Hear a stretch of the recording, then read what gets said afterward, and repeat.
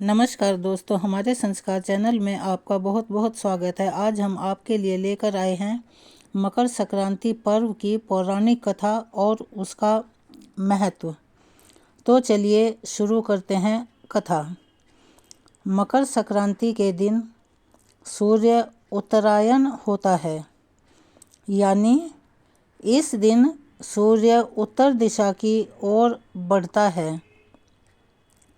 ज्योतिष शास्त्र के अनुसार इस दिन सूर्य मकर राशि में प्रवेश करता है। मकर संक्रांति के दिन से ही मौसम में बदलाव की शुरुआत होती है। इस दिन स्नान, दान, पूजा पाठ और तिल खाने का खास महत्व है। पौराणिक मान्यताओं के अनुसार मकर संक्रांति के दिन सूर्य देव अपने पुत्र शनि से मिलने उनके घर जाते हैं। यह पर्व पिता पुत्र के अनोखे मिलन से भी जुड़ा है। इस दिन सूर्य देव और शनि की कथा पढ़ना बहुत ही ज़्यादा शुभ माना जाता है। माना जाता है कि यह कथा पढ़ने या सुनने मात्र से ही शनि दोष से राहत मिल जाती है। आइए जानते हैं इस कथा के बारे में।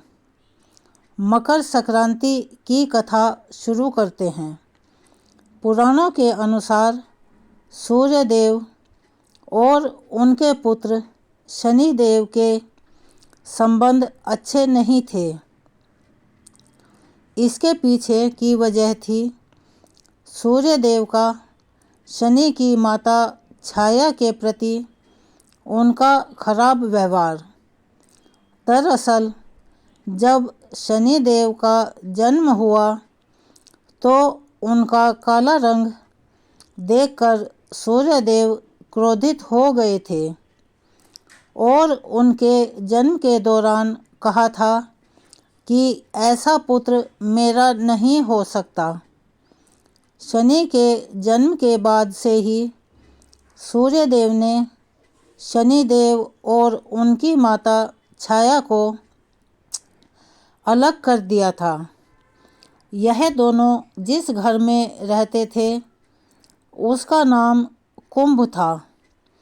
सूर्य देव के इस व्यवहार से उनकी पत्नी छाया बेहद क्रोधित हुई और उन्होंने सूर्य को कुष्ठ रोग का श्राप दे दिया। इस श्राप से क्रोधित होकर सूर्य देव ने छाया और शनि देव का घर जलाकर राख कर दिया। इसके बाद सूर्य देव की पहली पत्नी संज्ञा से हुए पुत्र यम ने सूर्य देव को छाया के श्राप से मुक्त कराया। इसके साथ ही यम ने सूर्य के सामने मांग रखी थी कि वह माता छाया और शनि के प्रति अपने व्यवहार में बदलाव लाएं।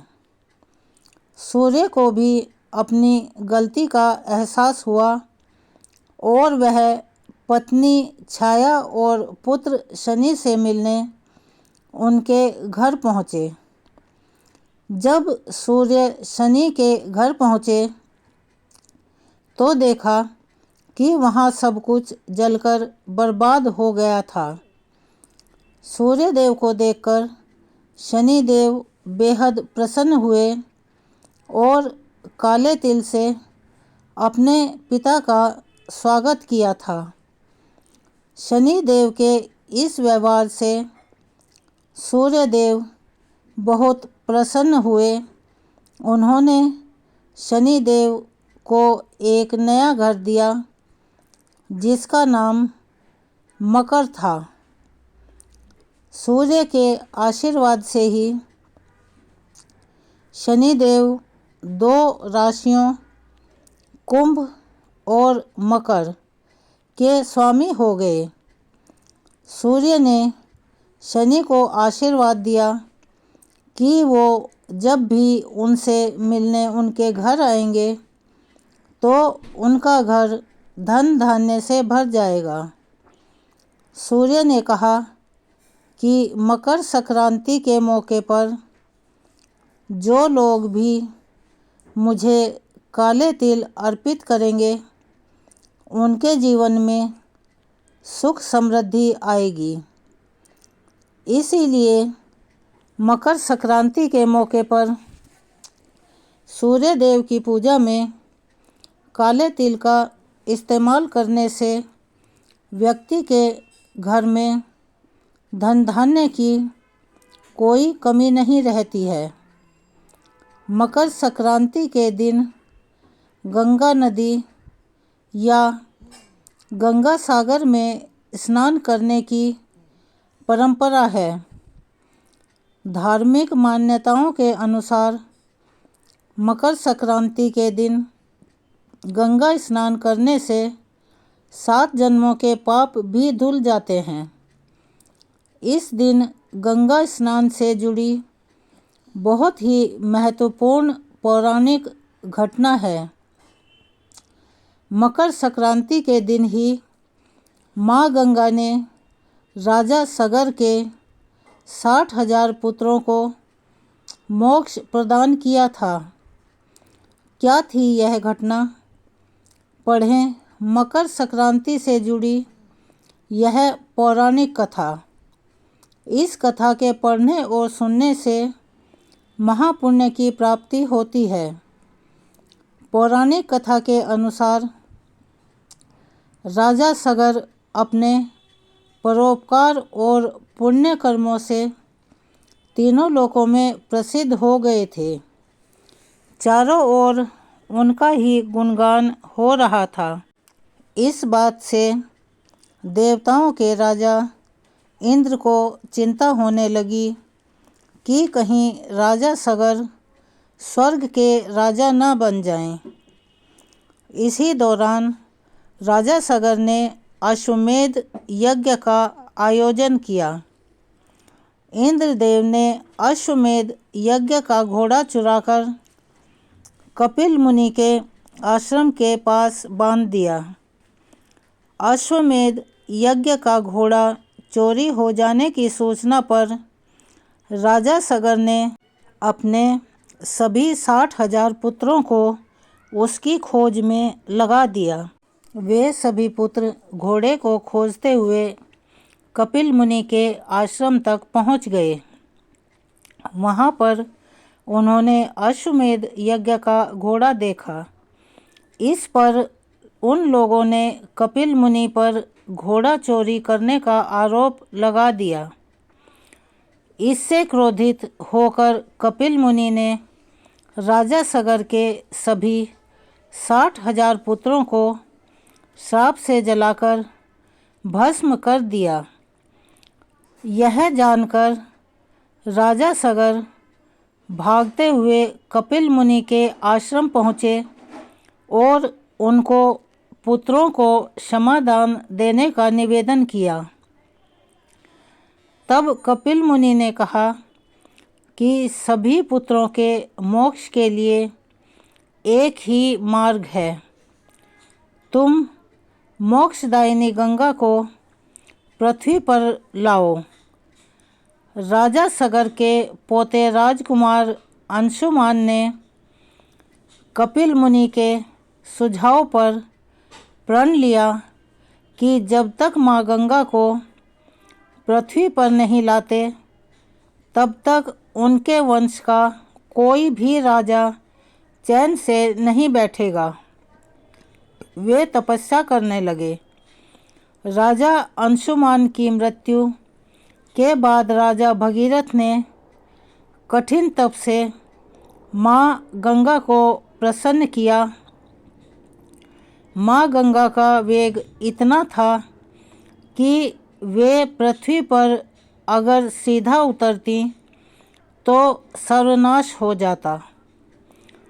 तब राजा भगीरथ ने भगवान शिव को अपने तप से प्रसन्न किया ताकि वे अपनी जटाओं से होकर माँ गंगा को पृथ्वी पर उतरने दें, जिससे गंगा का वेग कम हो सके।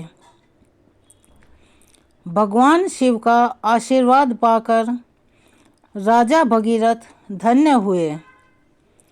माँ गंगा को अपनी जटाओं में रखकर भगवान शिव गंगाधर बने।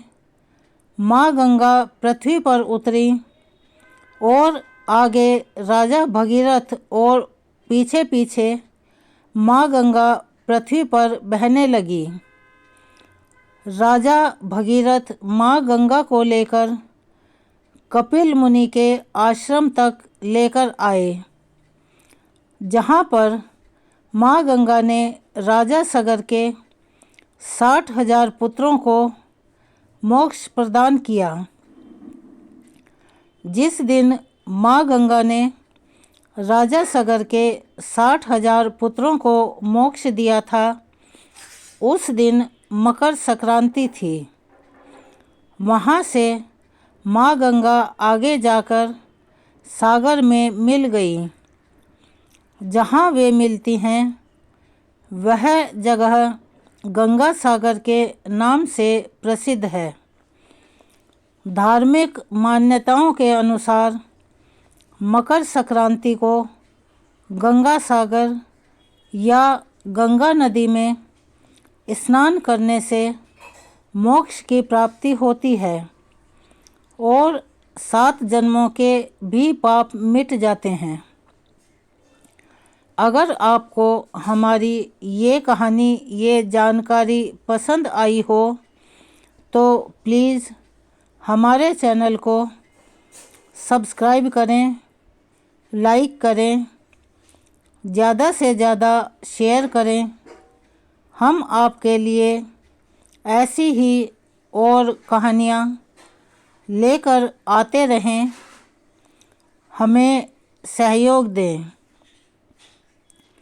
अगर आपको हमारी वीडियो में कोई कमी नज़र आती है तो कृपया कमेंट करके हमें बताएं। हम उन्हें सुधारने का पूरा प्रयास करेंगे।